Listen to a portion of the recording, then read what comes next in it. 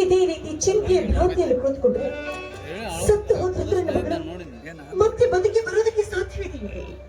ಏನು ಹಾಗಿತ್ತು ಮಾಡ್ಬೇಕು. ನೀವು 3 ದಿವಸದಿಂದ ಏನೇನು ಕೂಡ ತಿಂದಿಲ್ಲ. ತೆಗೆದುಕೊಡ್ರಿ, ಸ್ವಲ್ಪ ಈ ಹಾಲನ್ನಾದ್ರೂ ಕುಡಿಯಿರಿ.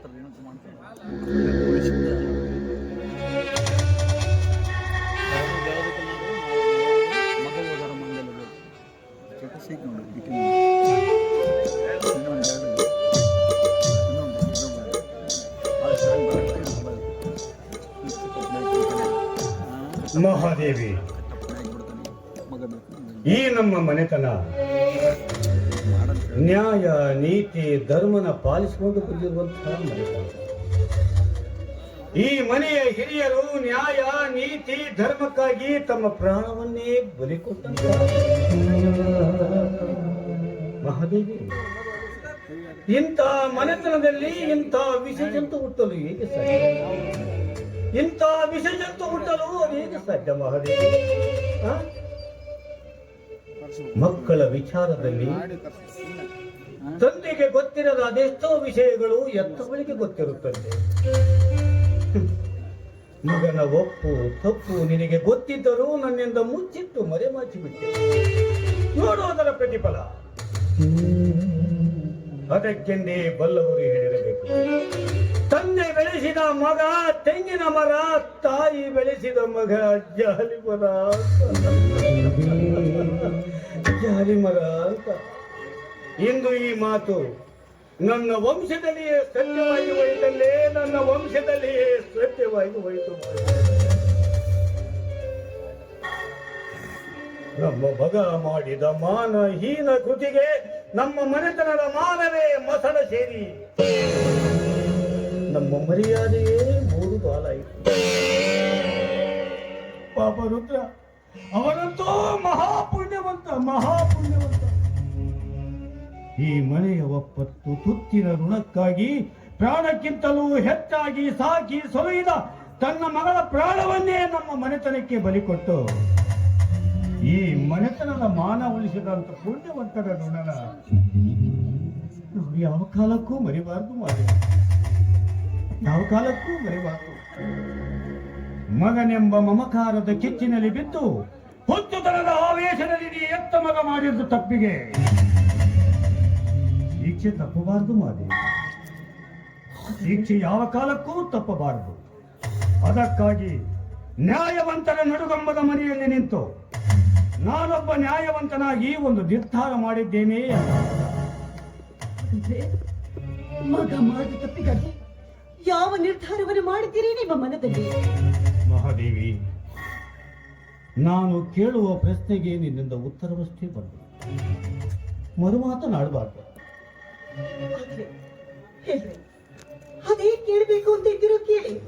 ನಾನು ನಿನಗೇನಾಗಬೇಕು?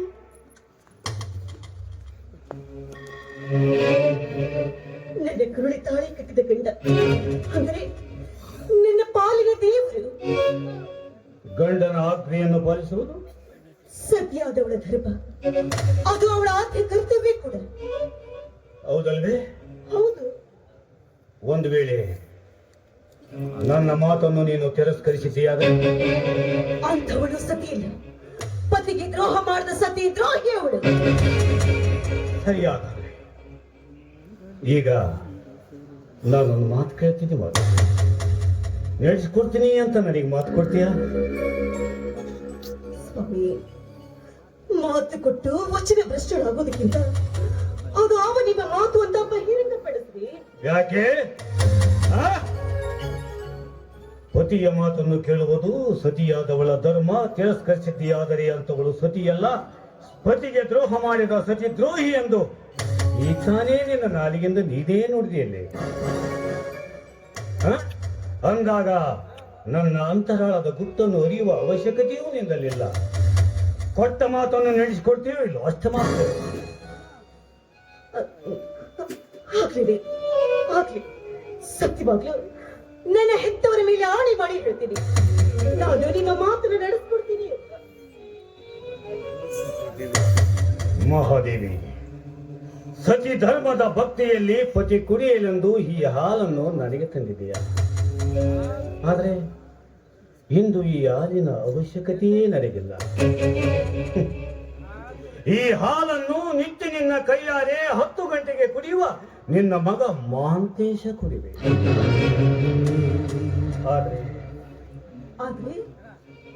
ಆದ್ರೆ ಅವನು ಕುಡಿಯುವ ಈ ಹಾಲಿನಲ್ಲಿ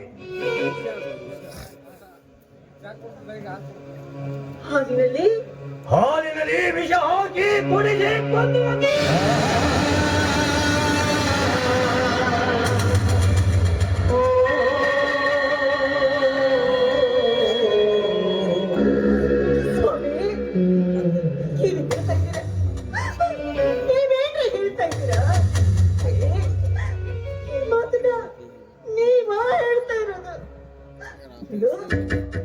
ನನ್ನ ಬಕರಿಗೆ ಹಾಲಿನಲ್ಲಿ ವಿಷ ಹಾಕಿ ಕೊಂದ ಬಿಡಲೇ. ಅಯ್ಯೋ ದೇವರೇ, ಇಲ್ಲ, ಇದು ನನ್ನಿಂದ ಸಾಧ್ಯವಿಲ್ಲವೇ, ನನ್ನಿಂದ ಸಾಧ್ಯವಿಲ್ಲ. ಸ್ವಾಮಿ, ಅಮೃತವನ್ನು ಬಿಡಿಸಿದ ನನ್ನ ಕೈಗಳಿಂದ ನಾನು ವಿಷ ಉಣಿಸಲೇ? ಇದು ನನ್ನಿಂದ ಆಗದ ಮಾತು, ನನ್ನಿಂದ ಆಗದ ಮಾತು.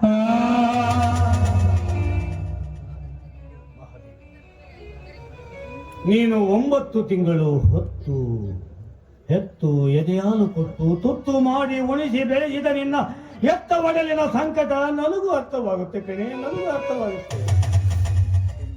ಮಹಾದೇವಿ, ಮಾಂತೇಶ ನಿನಗೊಬ್ಬನಿಗೆ ಮಗನಲ್ಲ ಕಣೆ, ನನಗೂ ಮಗನೇ. ಏನು ಮಾಡೋದು? ಆ ವಿಧಿವಿಲಾಸದ ದುರಂತದಲ್ಲಿ ಹಡೆದವರೇ ತಮ್ಮ ಮಗನನ್ನು ಕೊಲ್ಲಬೇಕು ಎಂದು ಆ ಬ್ರಹ್ಮ ನಮ್ಮ ಹಣೆಬರಹದಲ್ಲಿ ಬರೆದಿರಬೇಕಾಗಿದೆ. ನಿನ್ನ ಮಗನ ಸಾವು ತಪ್ಪಿಸಲು ಸಾಧ್ಯವಿಲ್ಲ ಮಹಾದೇವಿ, ಸಾಧ್ಯವಿಲ್ಲ. ನೋಡು, ಮಗನೆಂಬ ಮಮಕಾರವನ್ನು ಸುಟ್ಟು ಹಾಕು. ಈ ಮನೆತನದ ಮಾನ ಉಳಿಸಲು ಮುಂದ. ಏಕೆಂದರೆ ಎತ್ತ ಮಕ್ಕಳ ಪ್ರಾಣಕ್ಕಿಂತ ಮನೆತನದ ಮಾನವೇ ಪ್ರಾಮುಖ್ಯವಾದದ್ದು ಮಹಾದೇವಿ, ಮನೆತನದ ಮಾನವೇ ಪ್ರಾಮುಖ್ಯವಾದದ್ದು. ಈ ಮನೆಯ ಮಾನ ಕಲಿಯಲು ಮುಂದಾದ ಆರಿದ ಕೊಲಗಾತಕ ಮಗನ ಪ್ರಾಣ ಬಲಿ ಪಡೆಯಲೇಬೇಕು.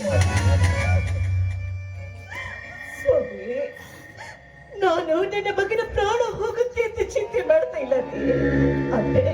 ಆದ್ರೆ ಈ ಜಗತ್ತಿನಲ್ಲಿ ಯಾವ ತಾಯಿಯಾದ್ರೂ ಹೆತ್ತ ಮಕ್ಕಳಿಗೆ ವಿಷ ಉಳಿಸೋದಕ್ಕೆ ಸಾಧ್ಯವಿದೆ ಇದೆ.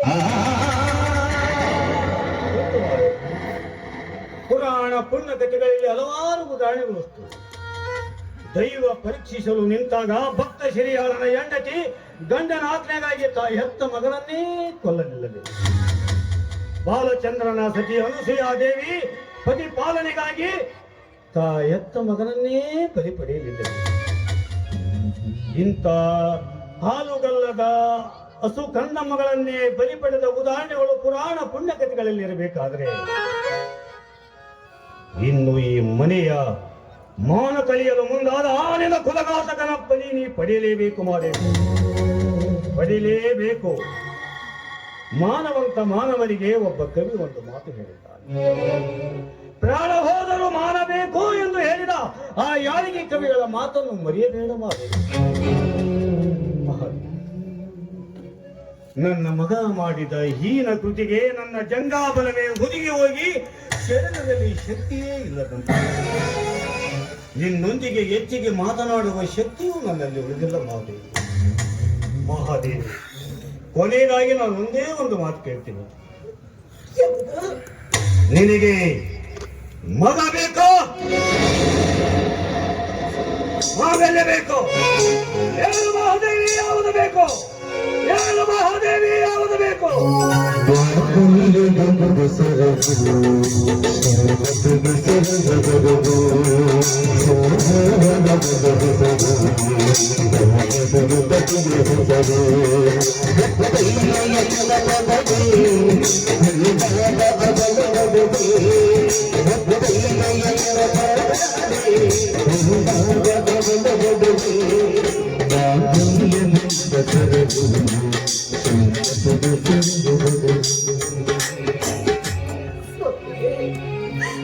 ದೇವರಿಗೆ ಈ ರೀತಿ ಕೇಳಿದ್ರೆ ನಾವು ನಿಮಗೆ ಏನು ಅಂತ ಉತ್ತರಿಸ್ತೀವಿ?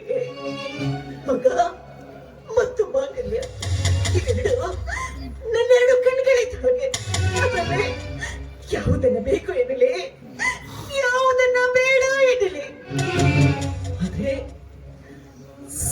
ಸ್ಥಾನದಲ್ಲಿ ನಿಂತು ನಾನು ಹೇಳುವುದು ಒಂದೇ ಒಂದು ಮಾತು. ಯಾವುದು ಮಹಾದೇವಿ? ಯಾವುದು? ಮಗ ಹೋದರ ಮಗಳಬೇಕು, ಮಗ ಹೋದರ ಮಗಳಬೇಕು, ಮಗ ಹೋದರ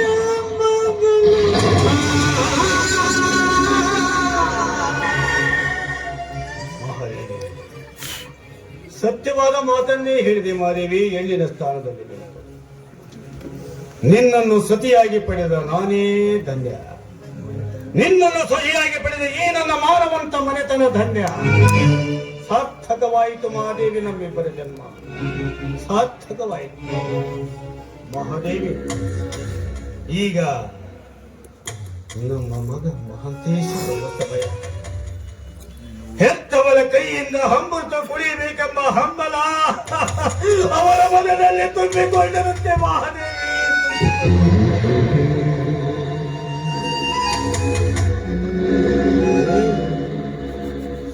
ಅವನಿಗೆ ಕುಡಿಸುವ ಹಾಲಿನಲ್ಲಿ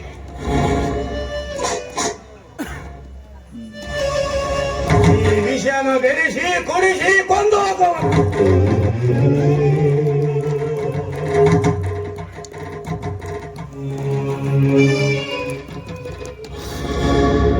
ಮಹಾದೇವಿ, ಇಂದು ಸಂಜೆಯಾಗುವುದರೊಳಗಾಗಿ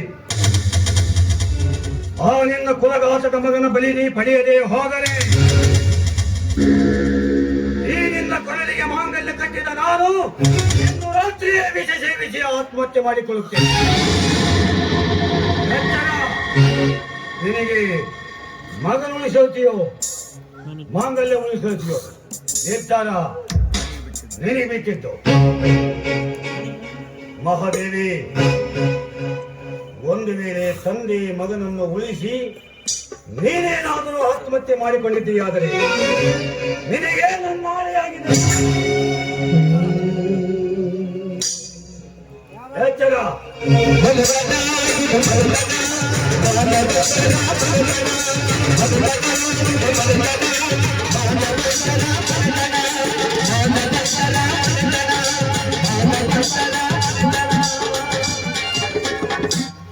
ಮಹಾದೇವಿ, ಮರಳಿ ನಾನು ಮನೆಗೆ ಬರೋದ್ರೊಳಗಾಗಿ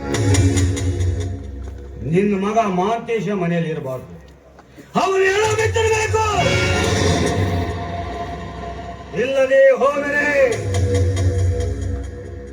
ನಿನ್ನ ಕೊರಳಲ್ಲಿರುವ ಈ ಮಾಂಗಲ್ಯ ನಿನ್ನದಲ್ಲ ಮಹಾದೇವಿ, ನಿನ್ನದಲ್ಲ.